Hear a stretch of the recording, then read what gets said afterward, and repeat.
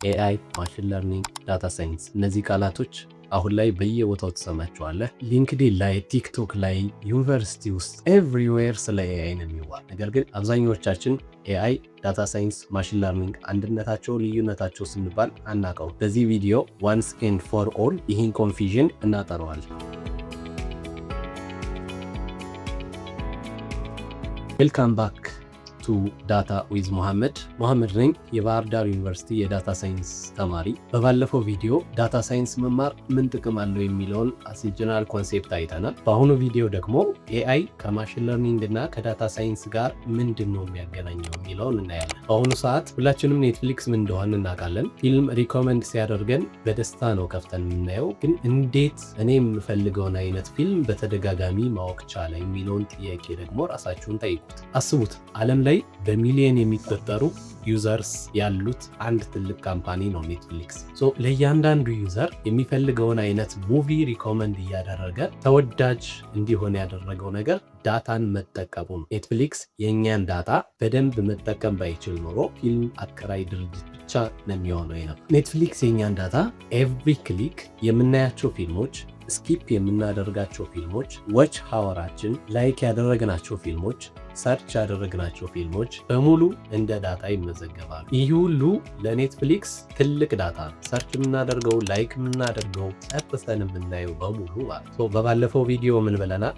ዳታ ሳይንስ ኢዝ ኤ ክሮስ ዲሲፕሊናሪ ፊልድ ዩዚንግ ስታቲስቲክስ፣ ፕሮግራሚንግ ኤንድ ዶሜን ኤክስፐርታይዝ ቱ ኤክስትራክት ኢንሳይትስ ፍሮም ዳታ።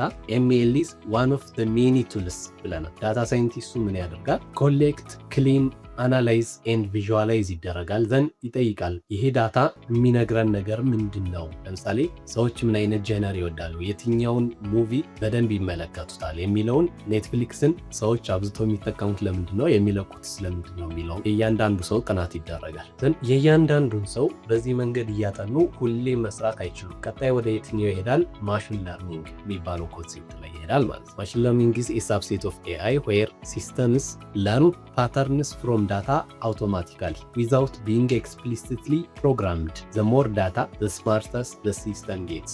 የእያንዳንዱን ሰው ፍላጎት ሁሌም ከመተንተን በተሻለ መንገድ ማሽኖቹ ወይም ደግሞ ኮምፒውተሮች ፓተርኑን ተረድተው አውቶማቲካሊ ለእያንዳንዱ ሰው ፕሪዲክሽን መስጠት የሚችሉበትን መንገድ ማመቻቸት ነው የማሽን ለርኒንግ ስራ። ከዚህ በፊት የተሰበሰበው ዳታ አለ፣ ዳታ ሳይንሱ ያጠናው፣ ኮሌክት ያደረገው፣ አናላይዝ ያደረገው አለ። ማሽን ለርኒንግ ከዚህ በፊት የተሰበሰበው ኤቭሪ ዳታ ይሰጠዋል፣ ዘን አንሰር ይሰጠዋል። የዚህ አይነት ባህሪ ያላቸው ሰዎች እንደዚህ አይነት ፊልም ማየት ይወዳሉ አይነት ሌብል ይሰጠዋል።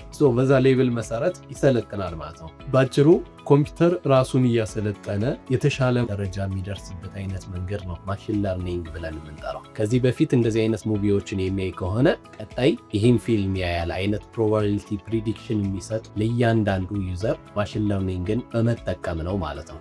የባለፈው ታሪካችን ከታወቀ፣ ወደፊት ማድረግ የምንፈልገው ነገር ከታወቀ፣ አንድ ራሱን የቻለ ኤአይ ሲስተም ተፈጠረ ወይም ደግሞ እንደ ሰው ልጅ ማገናዘብ የሚችል ኮምፒውተር ተፈጠረ ማለት ነው። አርቲፊሻል ኢንተለጀንስ ኢዝ ኤኒ ቴክኒክ that enables machines to stimulate human level intelligence, reasoning, understanding, perception, decision making and creativity. በደንብ ያስባሉ፣ ያስተውላሉ፣ ክሬቲቭ ናቸው፣ ዲሳይድ ማድረግ ይችላሉ። ዲሳይድ ማድረግ የሚችሉት ደግሞ ቤዝድ ኦን ዳታ ነው። የኔትፍሊክስን አጠቃላይ ሲስተም ስናየው ባለፈው የነበረ ዳታ አለ። እሱን ዳታ እያንዳንዱ ዩዘር ጀነሬት የሚያደርገው ዳታ አለ።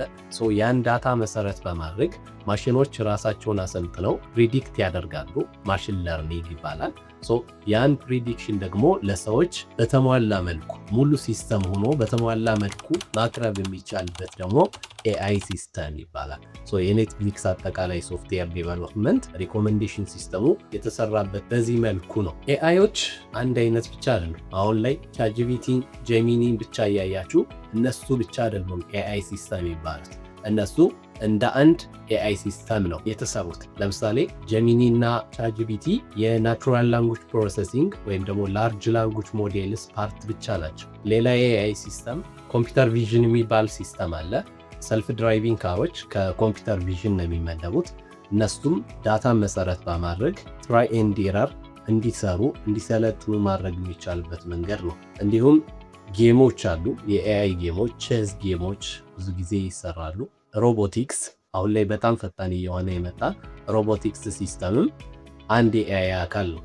ኤአይ ሰፋ ያለ ባጭሩ ለማስቀመጥ አርቲፊሻል ኢንተለጀንስ ማለት የሰዎችን የማሰብ ችሎታ በኮምፒውተሮች ላይ ኮፒ ማድረግ ነው። ለምሳሌ አሁን እኛ እንደ ሰው ልጅ በአምስቱ የስሜት ሕዋሶቻችን አማካኝነት ዳታ በማስገባት ብሬናችን እንደ ትልቅ ሞዴል ሳሉትና ያ ሞዴል ፓተርኖችን በማውጣት ምን እንደሆነ ያ ነገር ይነግራል። ኤአይ ሲስተምን በዛ መልኩ ነው። የትኛውም አይነት ዳታ ይገባለታል።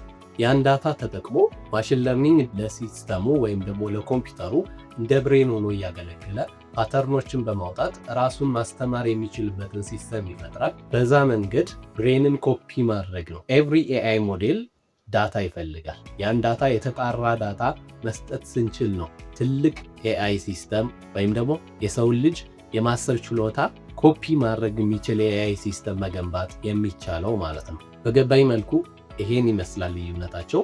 ወደ ሮሎቹ እንምጣና እንዲህ ሰፋ ያለ ሲስተም ከሆነ ዳታ ሳይንስ ለብቻ ሆነ፣ ማሽን ለርኒንግ ለብቻ ሆነ፣ ኤአይም እንደዛው ለብቻ ሆነ። ዳታ ሳይንቲስት መሆንና ኤምኤል ወይም ኤአይ ኢንጂነር መሆን የሚል አይነት ፊልዶች ይመጣሉ ማለት ነው። ፕራይሜሪ ጎላቸው እንደ ዳታ ሳይንስ የመጀመሪያ ፕራይሜሪ ጎል ኢንሳይትስ ኤንድ ዲሲሽን ነው። ከዳታ ላይ ሜሲ ከሆነ ዳታ ወይም ደግሞ ድብልቅልቅ ካለ ዳታ ውስጥ መረጃ ማውጣት ወይም እውቀት ማውጣት እና ደግሞ በዛ እውቀት መሰረት ዲሲሽኖችን እንዲሁ ራንደምሊ ገስ ከማድረግ ዳታ መሰረት በማድረግ ውሳኔዎችን መስጠት መቻል ነው የዳታ ሳይንስ ፕራይሜሪ ጎሉ ማለት ነው። ዋና ዓላማው እሱ ነው። ስኪሎቹ ደግሞ የሚያስፈልጉት ስቶሪ ቴሊንግ ኤንድ ስታቲስቲክስ ነው። ዳታን በደንብ አጥርቶ ለሰዎች በቀላሉ መንገድ ማስረዳት መቻል ደግሞ ትልቅ ስኪል ነው። ኮድ እናደርጋለን ዳታዎችን በደንብ ለማጥራት ኤንድ ስታቲስቲክስ ወይም ማትስ እንጠቀማለን። ለመጀመር በጣም ቀላሉ ዳታ ሳይንስ ነው። ኤምኤል ኢንጂነር ኤንድ ኤአይ ኢንጂነር መሆን የሚፈልግ ሰው ከዳታ ሳይንስ ነው መጀመር ያለበት። ምክንያቱም ቤዚክ ስኪል ያለው ዳታ ሳይንስ ላይ ነው። ኤአይ ኢንጂነርስ አር ቢልት ስቴፕ ባይ ስቴፕ ማስተር ዘ ፋንዳሜንታልስ ቢፎር ቼዚንግ አድቫንስድ ኤአይ ሞዴልስ።